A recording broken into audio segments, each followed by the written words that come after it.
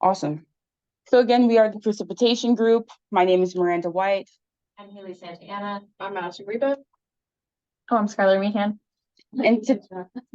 Awesome. And today we'll be discussing our project that deals with predicting error in the NDFD rainfall forecast using machine learning approaches. So to give you an overview of what we'll be presenting today, we'll be discussing and introducing the context to our research problem and our research goal.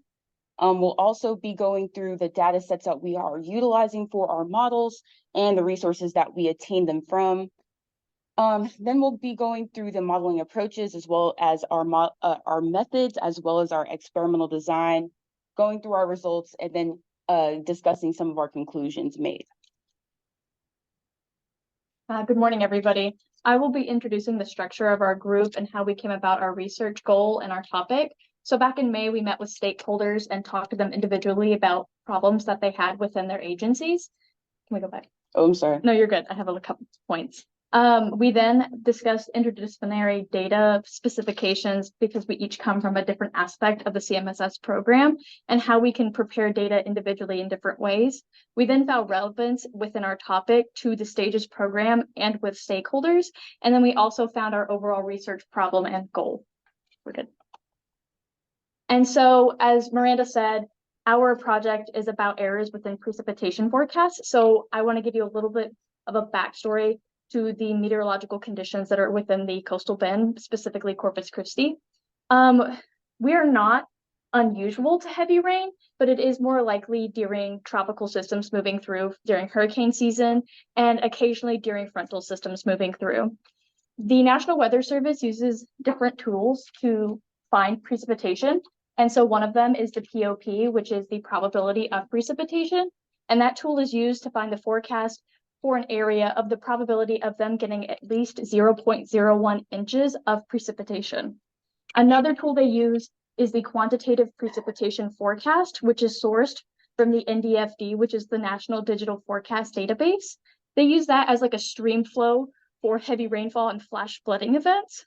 And then also they have issues within their models like environmental parameterization and also probability with lead times.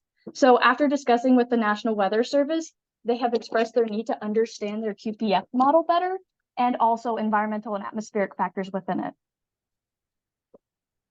So our overall research goal has right now, our model is used to predict and model the differences between the qualitative precipitation forecast, or the QPF, and for the Corpus Christi area. And we're trying to see how that's differing from local rain gauge observations.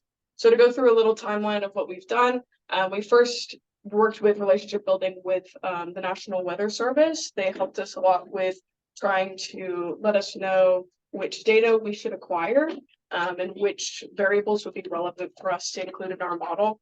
After that, after we aggregated all the data, we went through some cleaning process and some exploratory data analysis. We'll see some visualizations of that.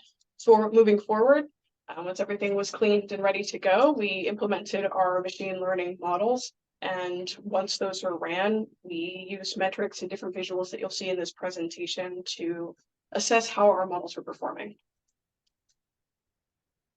So as you heard from what Madison just said, these objectives were co-developed through collaborative communications between not only the interdisciplinary NRT that you see here today, but also TMUCC atmospheric scientists, the National Weather Service, as well as AI2ES scientists.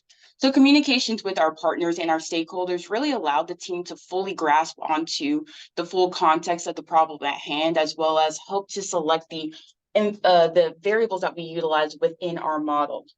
Now, initially, rainfall rate was targeted as the target of interest for our project. However, further discussions with our partners showed that predicting some type of error of the QPF predictions that are commonly used within the National Service, or excuse me, the NWS, could also be a valuable endeavor for our project. So through this and through collaborative communications, our group found that implementing multiple domain expert knowledge really helped us to gain and generate novel insights that could not be attained through isolated expertise alone. So we're very, very grateful for the input that we were able to gain through our collaborators. So to really summarize what we ended up deciding to do with this project is, with our model, we're really hoping that we'll be able to identify some key variables that are being used in the QPF predictions and identify the bias that they may be having. And we're hoping that this information will help improve the forecaster's ability to create accurate predictions and overall enhance the reliability of the forecast and as well as the efficiency of the predictors making the forecasts. And then with all of this improvement, we're hoping that that can help improve the coastal bend's response time to heavy rain events. So now we'll be moving on to our data and resources section, starting off with our data acquisition, moving on to the data exploration, the data imputation, and then the overall compilation of our data set, which would lead to the NDFD QPF predictions versus the rain gauge data. So our first data set that we'll be talking about is ERA5 data, or reanalysis atmospheric data. This is 5th generation reanalysis from the European Center for Medium Range Weather Forecasts. This specific data set ranges from 2017 to 2022 at 3-hour intervals. The importance of this data set is it basically just provides those atmospheric variables that we can't actually obtain from rain gauges. So a few of these examples would be pressure, total precipitation, and CAPE and SIN, which just gives us a little bit more insight to the overall environmental conditions. For the rain gauge data that we used, the rain gauge data we had came from 2 different sources. We had rain gauges that were located at Rockport, Port Aransas, and Corpus Christi International Airport. They're housed in 2 different places. So the NCEI housed the Corpus Christi International Airport rain gauge data, and the ASOS is where the other 2 rain gauge data were housed. And our rain gauge data was measured at 2-hour intervals, and it spanned from 2017 to 2022. So the rain gauge data was the first half of what makes up our target variable for the model. The second half is taken again from the National Digital Forecast Database, or the NDFD. The only variable we were interested in for that was the quantitative precipitation forecast, or the QPF, which is just a word for a 6-hour accumulation in liquid precipitation in millimeters. So this was taken a little bit differently than how the other data were taken. They're not stored in a place where you can just click and download a CSV. They're stored in an Amazon Web Services server. So we had to use a Python code in conjunction with the high processing computing unit here on campus in order to routinely take and I think we end up with tens of thousands of different files. Each one is for one, it's basically a messaged format. So this is an example of one of the QPF forecasts. It's for the entire continental US. So we took the nearest neighbor to the international airport for every single file and conjoined all of that into one CSV. So our CSV includes the QPF reading, a timestamp, which is if my forecast time was at 12 o'clock noon, that would be the liquid precipitation aggregated from 6 a.m. until noon. So the past 6 hours. We also, there was only one location, so it was like across the street from the international airport, and we added a lag time as well. So if they take the forecast for the same 6 hours in a day, 0 to 6 a.m., 6 a.m. to noon, noon to 6 p.m., and 6 p.m. to midnight. So if my forecast was, if I'm making a forecast and it's 3 p.m. now, and I'm trying to forecast from 6 p.m. to midnight, the lag would be 3 hours since it's from 3 to 6. So once we had all of our data gathered up and together and formatted correctly, which was a lot of time, we were able to begin our data exploration process. And so this really began with using histograms, line plots, and distribution-based plots to look for either erroneous data or gaps in the data. And so that's what kind of like these examples are for. And then after we were able to do that, we also utilized correlation plots to look for and identify any variables that had significant amounts of autocorrelation, because including those types of variables that have correlation with each other in the model can really negatively impact our performance. Here we have our model predictors and target variables. So really quick. So for our input into our model, we had different environmental variables. We had precipitation, our hourly precipitation, which was the observed rain gauge data.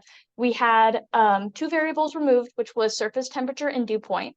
We looked at these from the correlation plots, and they highly correlated with each other, which affected the efficiency of our model. And then lastly, we have 2 variables, which they are a subset of each other, that will be going into the target. It's going to be the difference between the QPF predicted forecast from the NDFD and the observed hourly rain gauge data, which is from the NCEI. Thank you. So as far as our data imputation goes, this actually only applied to our rain gauge data. There is one rain gauge that was mentioned previously from NCEI located at near the Corpus Christi airport. It actually did have some missing and suspect data. So in order to fill that, we actually utilized another rain gauge adjacent to it, so, which was sourced from ASOS. So once we found all of these data, we have to compile it into something that's intelligible for the model to input. So we used Python, mainly the pandas and the NumPy library packages, to aggregate all of the different variables in one place. So we created a 3- and 6-hour rain gauge accumulation for all of the stations. We were unfortunately hoping to have something that could be hourly, but due to the constraints of the NDFD only creating 4 basically forecasts a day or forecast time windows, we weren't able to do that. So we were constrained by the model. We tried to use, sometimes they're updated every 3 hours. They usually stay the same throughout the 6 hours, even though they're compiled every hour.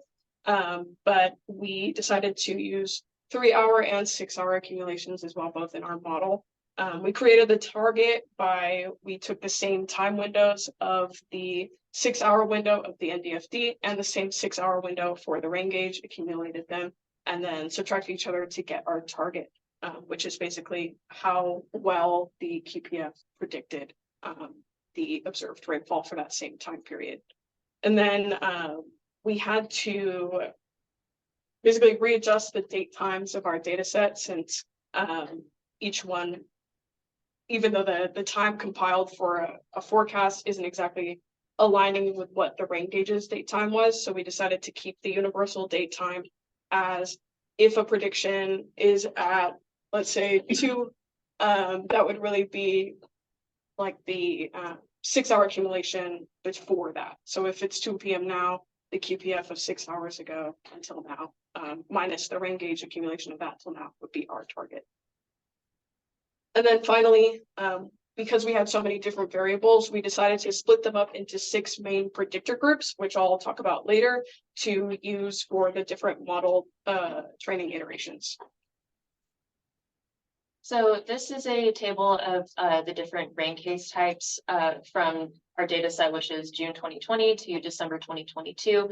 So as we can see, a very large majority, roughly 92% of our rain event cases have either no rain or trace amounts, which would be anything less than 0.01 inches. And then it increases then to roughly 6%, being from 0.01 to 0.5 inches. And then it continues to decrease from there up to 5 inches. Oops, I'm sorry. There's a bit of a delay on this slide.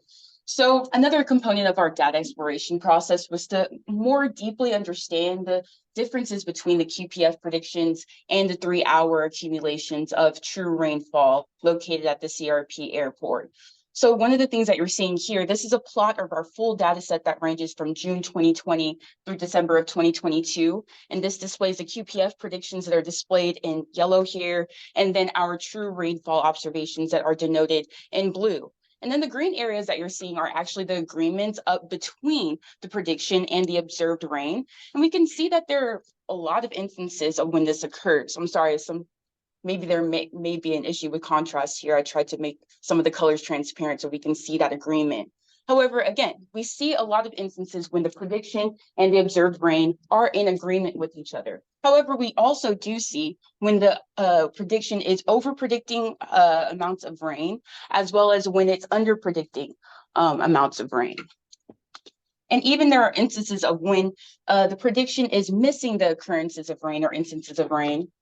And then when the prediction is also predicting rain when it doesn't rain, misses or false alarms.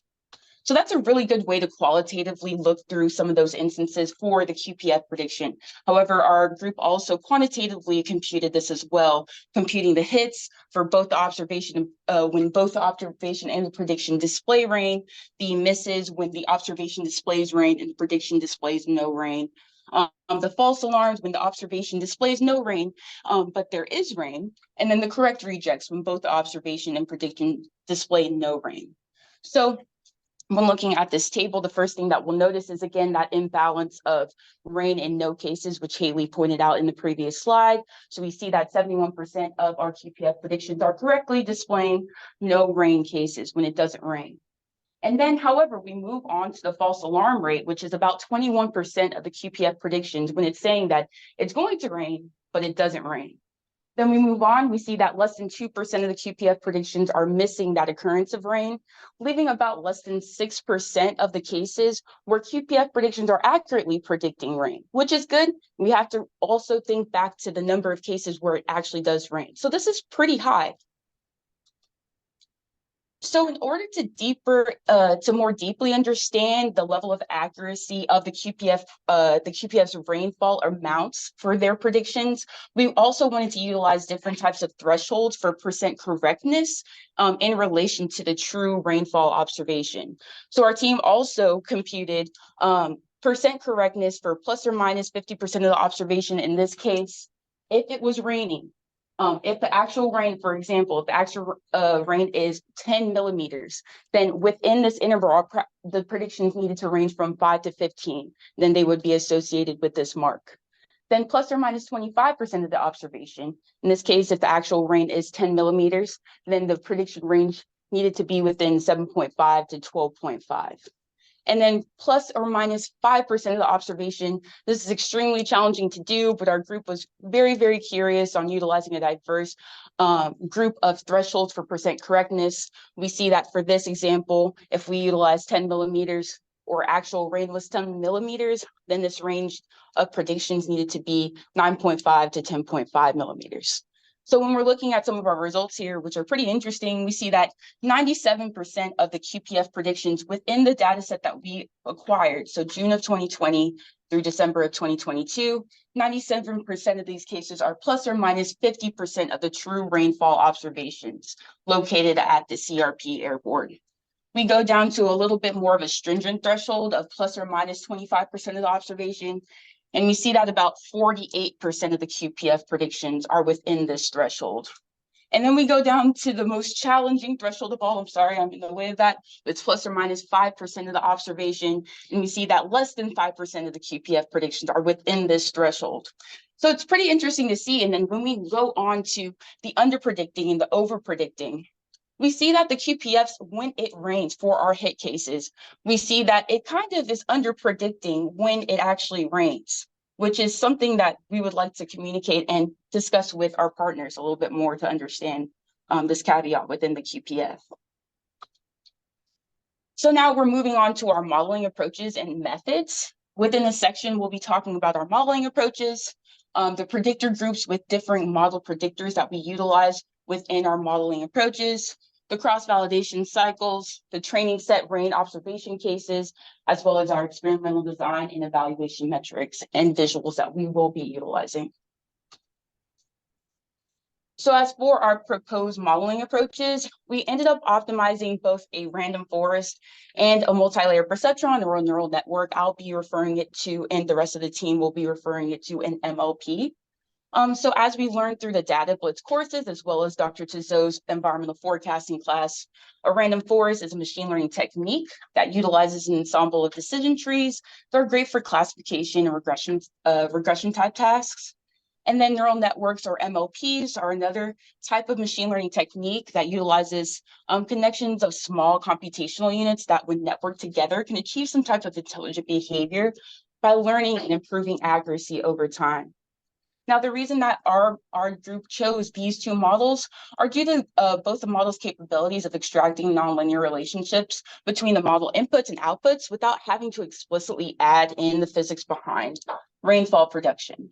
Now, The reason why we chose two different model types for this research problem was to, one, take advantage of the random forest capabilities of extracting the key variables that may influence the performance of both of these models, as well as to really tell us the narrative of which variable may be helping and creating bias within the QPF prediction. And then two, we wanted to compare the predictive accuracy of these differing model types as well. Now, both models were created using Python programming language with both scikit and Keras library packages. Each model type was tuned for each different predictor group and cycle. However, no significant difference was found when utilizing different hyperparameters. So the architectures between each predictor group and cycle for both of the differing models are very similar. Moving on to that model predictor selection process, as I mentioned earlier, I don't think I'm quite following, but we basically had six or five major variable groups. We have the environmental group at the top, which is basically the ERA5 data. So just atmospheric things like pressure. We had a month group, which just includes a month to see if there was any seasonality associated with it. We had a lag group, which is basically the rain gauge data backlog. So the past 3 observations as well to see if that helped at all. We finally have the prediction group, which is removing, or really without prediction group, removing the NDFD forecast, and then the without CRP group, which removes the most closest rain gauge data to where the NDFD predictions were taken. So the MLP used 6 iterations. All of these groups were used for different MLP runs, but the random forest, we only used 4 of them. We didn't remove the predictions or the CRP observations for those. Okay, so as well as utilizing different predictor groups, we also used a cross-validation method by breaking the data down in different ways for different cycles and running multiple cycles on each of the models. So as you can see on your left, you can see that we broke the data sets down into training, validation, and testing in different ways, and we ran each of those cycles on the models. This helps deter from overfitting, which is especially a problem with MLPs, but because it's less of a problem with the random forest type models, we were also able to run an additional 3 cycles where we included data that had been previously earmarked for the validation and include that into the training set and give the random forest a larger data set to train on. And here we have the training set of rain observations broken down. We have a full data set, which is at the top. For our rain to no rain observations, out of the full data set, there was only about 7.5% of the data set having rain observations. We then took these training sets and we put them in their cycles, and each one of them, as broken down, you can see, they still stay within about 7.5%, give or take about 0.5% per training cycle. So as far as our experimental design goes, the goal of this was really to use differing model approaches and different predictor groups to, one, compare the performance of both or differing model types to really understand if we're gaining a different type of performance or different level of performance when utilizing different types of architecture of machine learning. When predicting the difference between the QPF predictions and the observed rain. Also, to analyze whether certain predictors help to improve performance of the differing models as well. So for each of the cycles, models were run 15 times in order to capture different types of different types of variability, including model variability, which is derived from the randomized seeding from the random forest and the randomized waste from the MLP, and then data variability that's derived from utilizing the different training sets or different sections or different partitions of our data set. So whenever we're talking about our evaluation metrics, we wanted to ask ourselves one big question, which is how well are we actually predicting the difference between the NDFD QPF and the true rain gauge measurements? So in order to start to answer that question, we actually created some performance metric bar plots, which would include the visualization of the mean absolute error, mean error, the root mean squared error, and R squared. Additionally, we then created some time series plots, kernel density plots, as well as the percent correctness, and finally permutation feature importance or PFI plots will which we will start to explain in the several slides. So moving on to our results, we want to start off with our time series plots, which is the target versus prediction. Moving on to the kernel density plots, and then those performance metric bar plots that I mentioned previously. Moving on to the percent correctness, and then finally those PFI results. So before we kind of look at each cycle individually, I want to explain how these time series actually work. So to start off, up here at the top, we have our cycle number as well as the predictor group. So for example, this one would be cycle 1 with our environmental variables included. And up here in the legend, that colored line would be the actual prediction, whereas the black line would be the target. And of course, our target, once again, is the difference of the QPF prediction and the true rainfall observation. And down here on the bottom, we have our testing year date time. So whenever we're actually looking at cycle 1, again, this testing year would be the entirety of 2022. So over on the left side, we have the MLP model runs, and on the right, we have the rainforest. So basically, I know this is a little bit difficult to digest, but essentially what we can tell from this is that the MLP runs actually didn't perform that well in this cycle. Most of them aren't actually picking up those negative values that are represented by the target. The only one that really seemed to perform pretty well and actually pick up a lot more of those negative values is in the bottom left corner, which is our predictor group without the environmental variables and utilizing those lags. Whereas whenever we look at the random forest, each predictor group actually seems to perform very similar. There are very, very small differences between each predictor group. But what we can see from this is it actually did perform very well. We are picking up those positive and negative values, but there do seem to be areas of over prediction in this, over and under prediction in this model run. Additionally, here's another visual that we use to display the distributions of the predictions and targets that were previously shown in the time series. So in this plot, we have model predictions, which are the ones in color, and then we have the target, which is in black. And so if this model was perfect, all of the densities of the predictors would be the same. In the case, if we look at the MLP plot, there is a narrow distribution for one of our predictors, which is the WenV with month. And you can see that it's super narrow and it actually is hitting above 0, which you can see on the x-axis. This is not that well compared to the other RF model, but the random forest is just a little bit more consistent in that. And we see here, we are actually hitting our predictors closer to the target, which is what we're wanting to see. But as Haley said before, the RF model is producing more consistent predictors compared to our MLP. So we are actually skipping cycle 2, mostly for the sake of time, but it did actually perform very, very similarly to cycle 1, so it would be a little bit redundant as well. So now we're moving on to cycle 3, where our testing year is the entirety of 2021. So once again, we're kind of seeing that the MLP runs aren't performing very well compared, once again, to the random forest.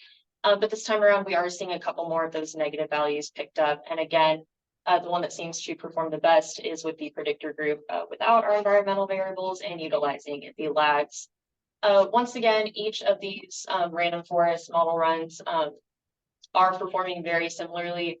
Again, there's just those very slight differences between each predictor group, but we are actually still going to be able to see those positive and negative values represented, again, with some slight under prediction here. Which, following the same pattern as cycle 1, the RF model predictors are hitting more consistently. And you can see in the MLP, they are more inconsistent, with a couple of the predictors are hitting a little bit closer to the target. But then again, overall, the RF model is performing more consistently. And finally, moving on to cycle 4, where our testing set is from June 2020 to May 2021.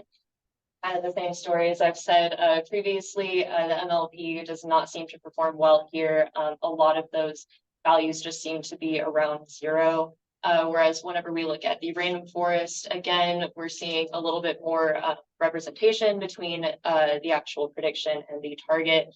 They're seeming to match up a little bit better, but again, not perfect. And lastly, cycle 4, again, with what Haley said, The RF model is showing a little bit more consistency in its predictors and when it's hitting compared to the target. But the MLP, as you can see here, there are a couple predictors that are doing a little bit better than cycle 3. But then again, it's still inconsistent and the RF model is producing better predictors. So transitioning to our metric bar plots, we're going to be looking at all 4 metrics that Haley had mentioned earlier. First, we'll go over MAE, which is the mean absolute error, mean absolute error, which basically means the distance between what the forecast is, or what the target actually was observed to be, and what the model is predicting that error to be. So if we look across the board, on the left, you'll see the MLP, and this is consistent throughout all of the 4 metrics we're looking at. On the right is a random forest. If we look at the 2, they're on the same Y scale, so they actually are performing very, very similar, which is interesting to see because with the time series plots and the KDE plots that we looked at before, we could definitely tell there was a discernible difference between the 2. But when we're looking at the mean error, the mean absolute error at least, it's looking relatively similar. Next, we'll look at the mean error, not the mean absolute error. We can start to see a difference between the 2 of them here. We're only comparing, as an aside, cycles 1 through cycles 4 because the MLP was only run on those 4 cycles. The random forest got cycles 5 through 7. MLP wasn't run on those. But if we look again, we can see that the MLP is under predicting a little bit. It's a little negatively biased for the first 2 cycles, but also at the same time, the random forest is over predicting for the cycle 4. Generally, we want this to be as little as possible, so we can see that the random forest is outperforming the MLP on average for this metric. And if we didn't say so before, this is filtered through when there only was rain cases, so that none of our results or performance metrics would become nulled out by zeros. Third, we're going to look at the root mean square error. This penalizes over predictions and really large misses, basically. This is a similar story to the mean absolute error. They're performing extremely similarly. One thing to note is that the random forests across cycles and across predictors are more consistent, as we're seeing a difference in the bars between each cycle larger on the MLP. And finally, we'll finish off with R squared, which is showing how it captures the variance, how well our model predictors are capturing the variance in the target. Overall, not great. You want like a large positive number, and we're even seeing some negatives here, which is not a great sign. But this isn't a huge deterrent since we have a very non-linear relationship going on. We see both under-predicting and over-predicting. The trends aren't being, even though they can be captured, maybe they're off by a little bit of time, and that will really throw off your R squared. So it's not, make or break, this is a horrible model kind of situation. But if we're looking between the 2 of them, the random forest is again more consistent between the predictors, but the only one that really only gets like positive values all across is the cycle 4 random forest. So due to the contradicting results that we just saw with the performance bar plots, as when comparing that to the time series and the KDE plots, our group also decided to compute the percent correctness of both or differing model types as well to understand the level of accuracy of the differing model types across predictor groups as well as the cycles. So looking at cycle 1 and 2 when utilizing the testing year of 2022, we now see that there is a bit of a difference between the RF or the random forest and the MLP performance. As for example, I thought I was taller than this, but looking at the width environmental for cycle 1, we see that 75% of the random forest predictions are within that plus or minus 50% of the observation or the target, excuse me. And then the MLP is actually showing a low 38% relative to the RF within this percent correctness interval. And then if we go further down to the more stringent threshold for the percent correctness, we see that the RF has about 37% of its predictions within this plus or minus 25% of the target, whereas the MOP is showing 13% of its predictions within this plus or minus 25% of the, excuse me, because I'm missing observation and target, but it's within this target. Now, going further down and looking at more stringent thresholds, again, we're seeing a similar trend of the RF outperforming the MOP, and we're also seeing this trend when looking across predictor groups as well as across cycles. We see this for cycle 2 and cycle 3 and 4. The difference here is that what's kind of interesting is that we're seeing a drop in performance relative to and comparing cycle 1 and cycle 2. The difference here, and this may be because actually cycle 3 and cycle 4 are utilizing the year of 2021, which has an increase of rain cases of about 10 to 30% of an increase of rain cases compared to cycle 1 and cycle 2. But when looking across predictor groups for all cycles, we actually see one of the predictor groups that are performing a little bit better. And we're actually going to see this in the next slide as well.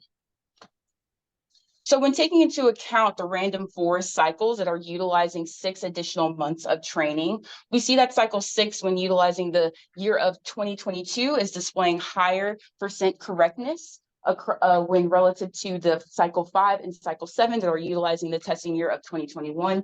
Again, this pattern was shown against cycle 1 and 2 versus cycle 3 and 4.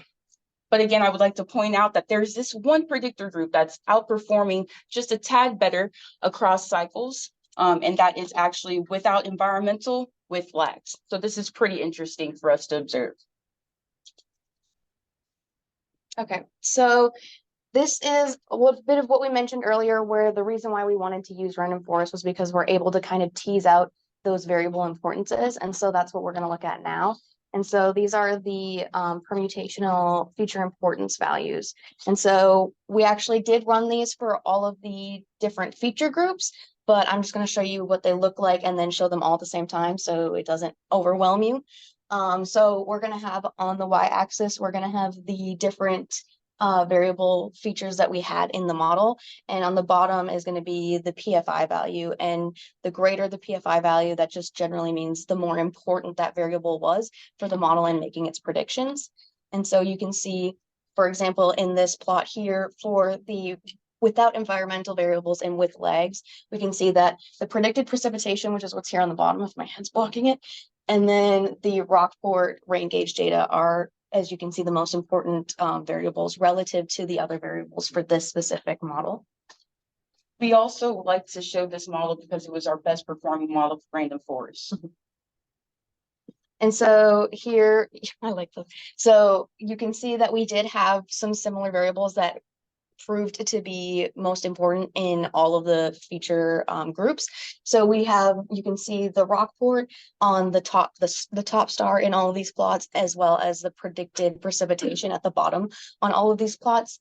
And so this is kind of confirmation for us because the predicted precipitation is a subset of our target. So it makes sense that that would be a very important variable. And additionally, our current hypothesis is that the Rockport rain gauge data has been most important because incoming fronts hit further up on the coast. And so they hit Rockport before they come down to Corpus. And so that kind of gives the model a little bit of a lead time on what may be happening. Again, just a theory, but that's what we're going with for now. Right, we'd love some discussion on that. Mm-hmm. So in conclusion, our project results show that we can predict QPF errors, or the difference between QPF predictions and true rainfall observations within the location of CRP Airport, utilizing machine learning techniques with a certain level of accuracy, of course. Now, when comparing the performance against the differing model types, we did observe that the random forest did outperform the MLP, and we also saw and observed that the MLP is a bit more sensitive to the use of certain predictors through implementation. Now, with our PFI results, or our permutation feature importance results, we observed and noticed that the Rockport Airport Rainfall as well as the precipitation predictions were the most influential for random forest performance as well as its predictions. And again, our hypothesis is partially due to the fact that one, our predictions are a subset of the target. So of course, that makes a little bit of sense there. And then two, partially due to the natural dynamic of cold fronts coming up the coast in this area that also bring a narrow band of precipitation oftentimes. So we see that this may be the cause of why these might be the most influential variables for predicting this QPF prediction bias. And then while we've gained a lot of insightful and interesting great ideas from this project, we also like to acknowledge that utilizing more environmental atmospheric variables and also probably elongating or gaining more data would also help to improve the performance as well as improve the explainability of both of our models. Just a little discussion while we wrap up. We want to talk a little bit about the challenges we had along the way. We did have a couple bumps in the road. Most of them were these first two sections, which was acquiring and cleaning the data. Acquiring the data was difficult. Cleaning the data was also difficult. Grabbing those NDFD predictions was very tough. Took a lot of trial and error. We were able to get them, and even though it took months, we got them. We knew it was important for the model, so that was what was kind of driving us. Right. Cleaning them, we were trying to figure out how to merge across data types. We had like CSVs and GRIB2, which is like a notoriously difficult to work with format. So we were able to get those GRIB2 files into something that was a little bit more easy for us to use. The modeling process itself was pretty smooth. The only kind of things we were talking about, we had a discussion on how to split the training and validation sets for a while.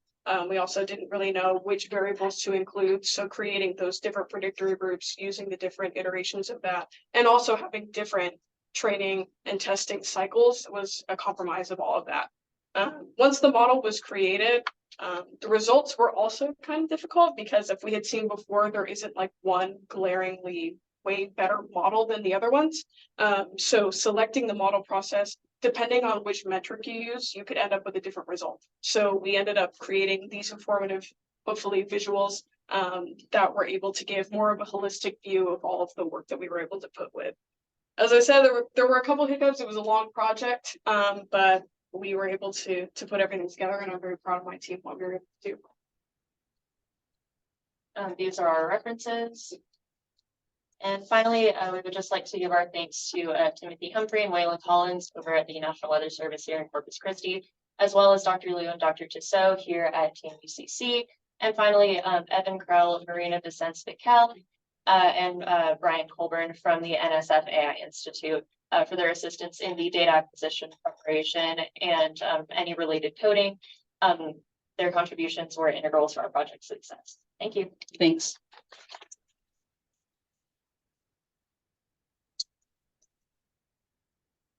I'm not sure how much time we have, but yeah, questions? 5 minutes, but we can take more because we started looking.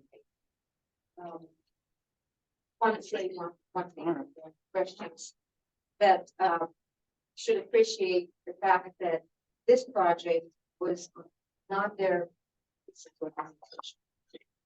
They had to do this in what, less than 6 months. Yeah, exactly. They did a very, very good job. A lot of stress, a lot of work, but so very good job. I just want to make sure everybody knows that.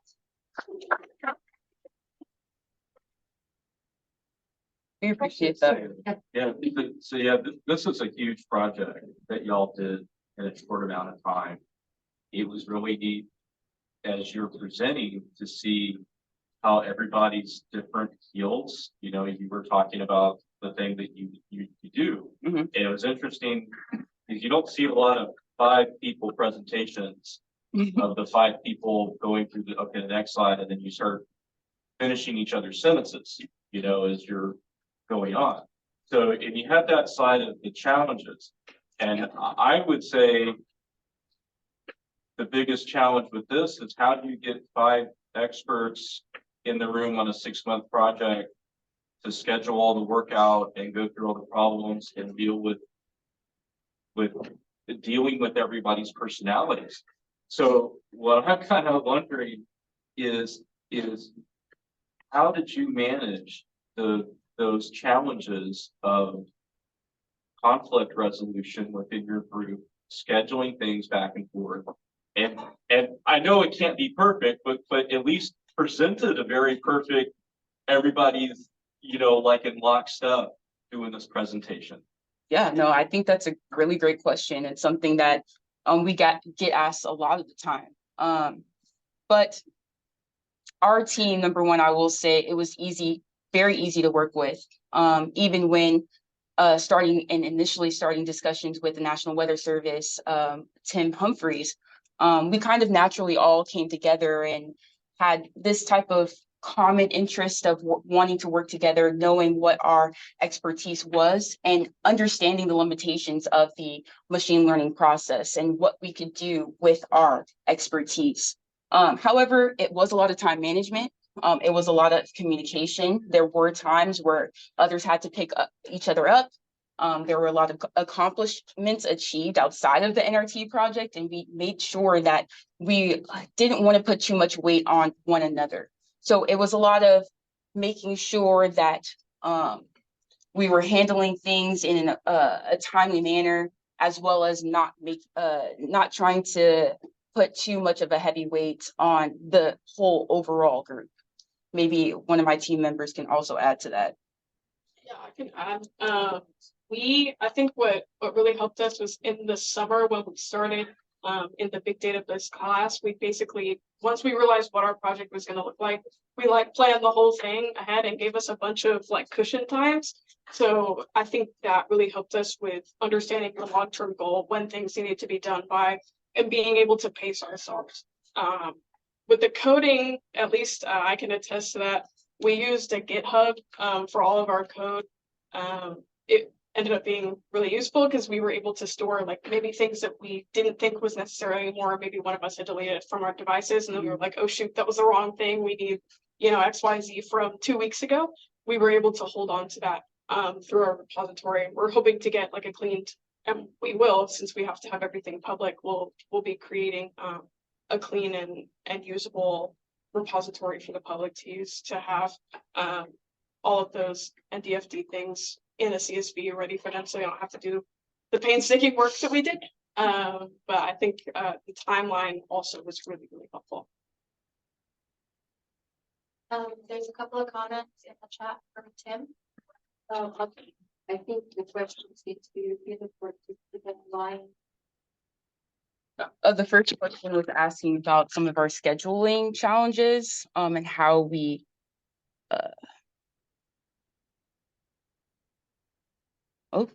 he likes our hypothesis for Rockport. Oh, you guys can't see it. Okay, so Tim Humphreys commented, I'm sorry, I'm thinking that everything's projected. Excellent work, especially in dealing with the issues of the data, which we at the National Weather Service are notorious for not keeping in the most friendly format for data scientists.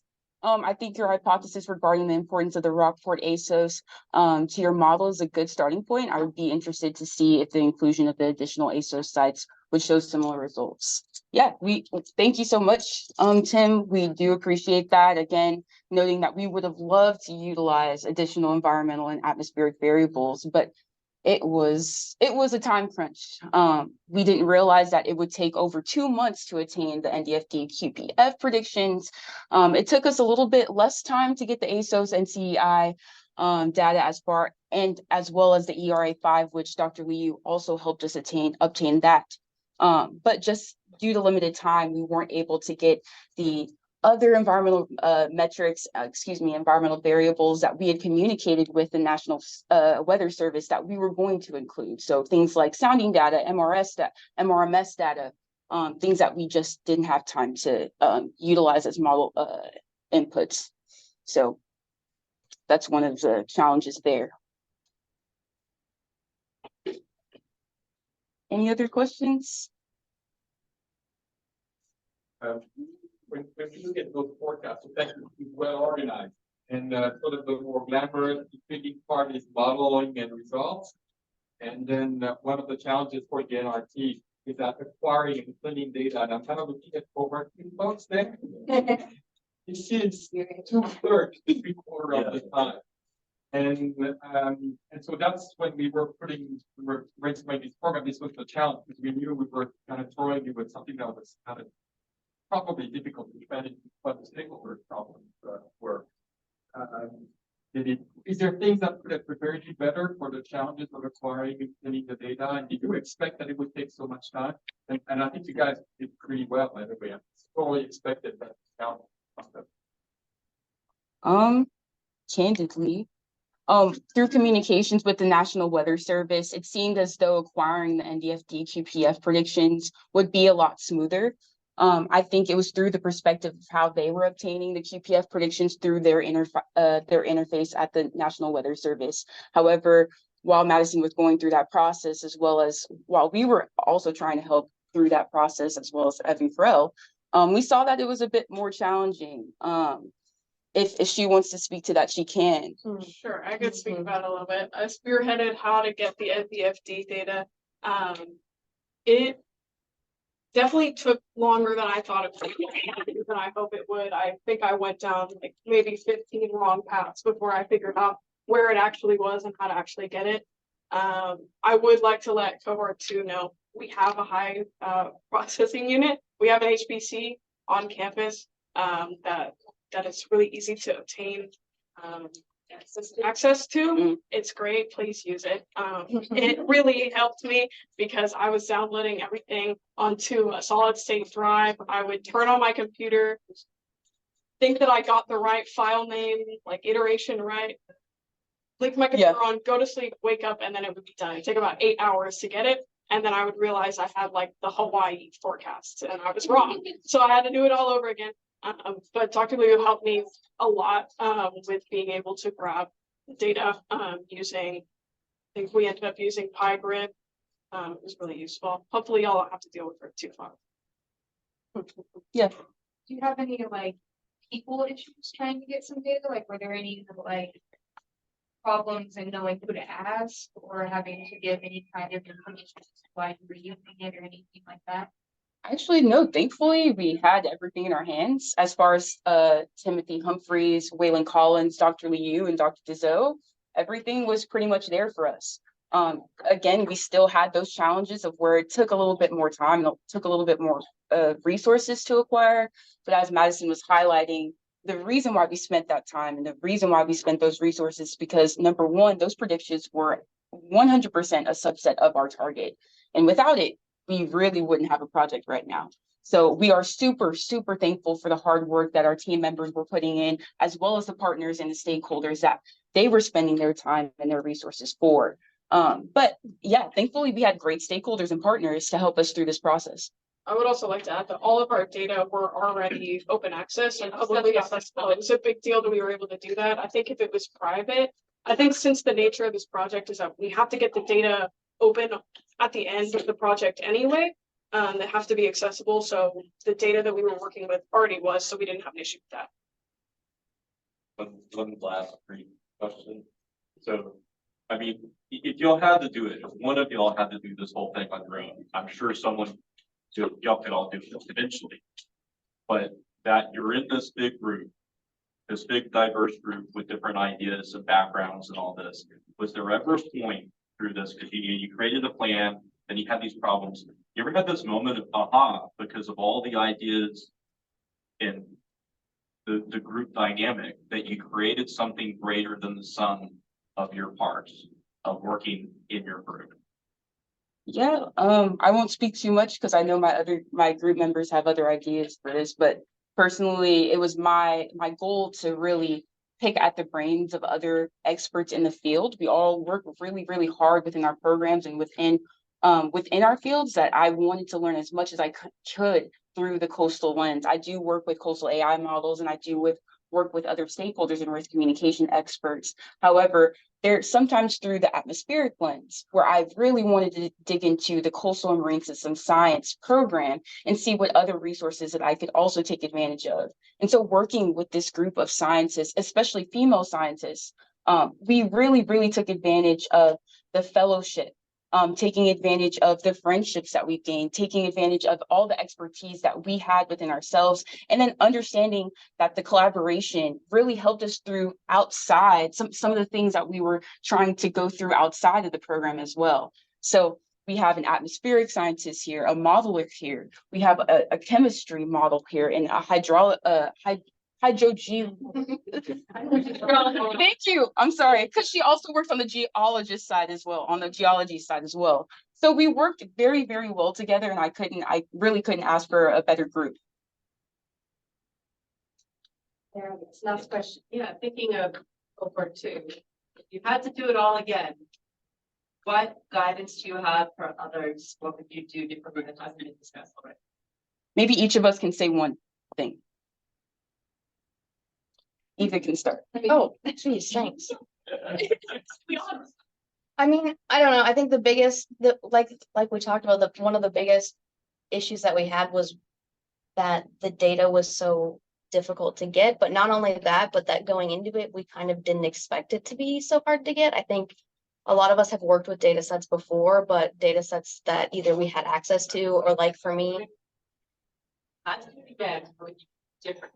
So the data would still be difficult to get. Okay. How would you Look a little bit more into see. Well, that's what I was gonna say. I was gonna say I wouldn't like do that data again, because like I would do more research before accepting a project with data that I didn't know. So that's what I'm saying. Like, for example, Evan brought data to our stakeholder meeting and he showed it to us, like on the screen, like this is what the data looks like. And having that in advance would help moving forward throughout the whole process a million times over. And so I think differently, I would.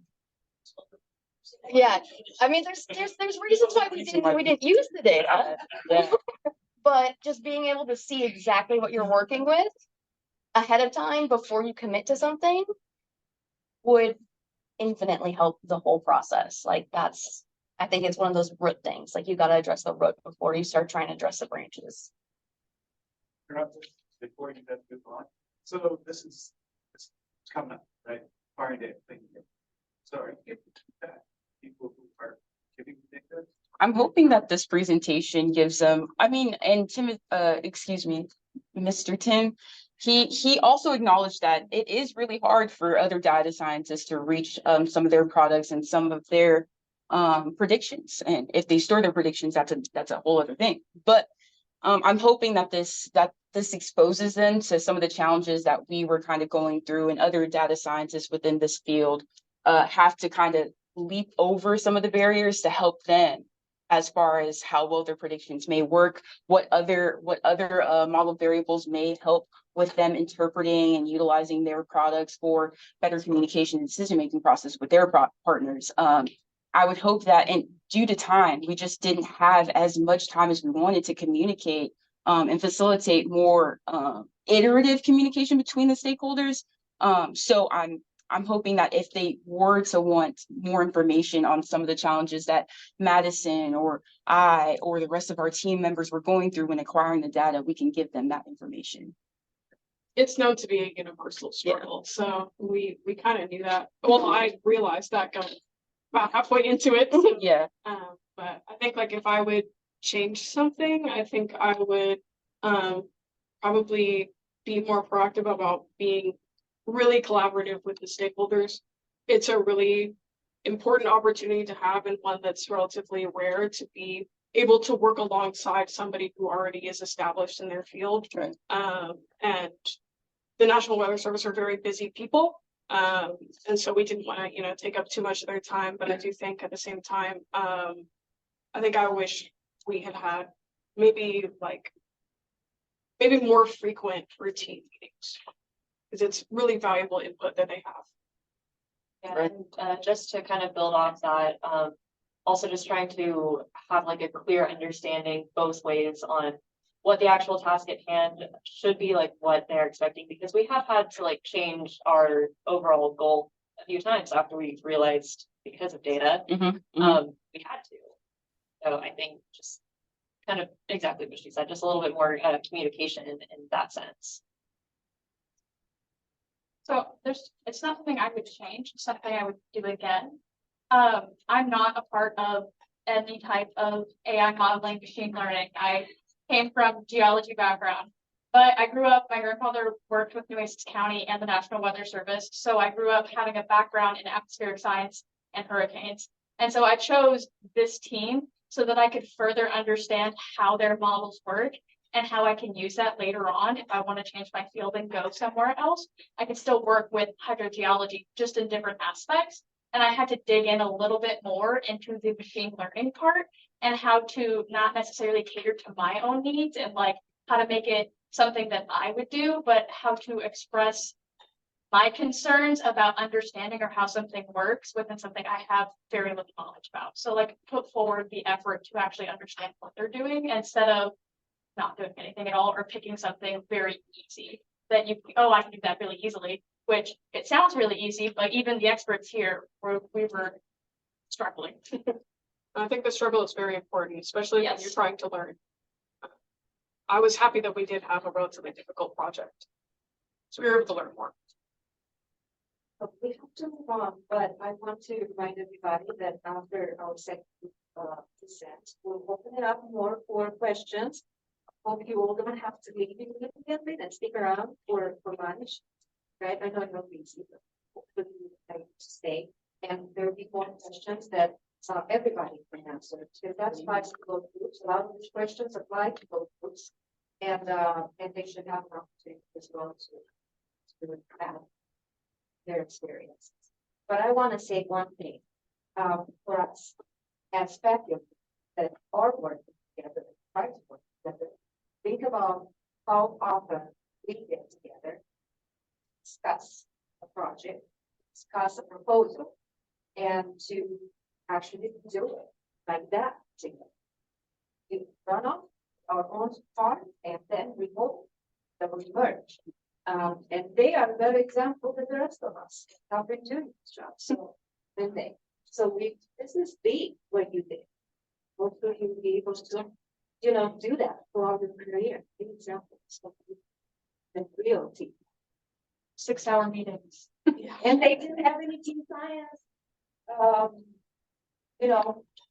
background or anybody work with them. So, okay, well, we'll let you all go now.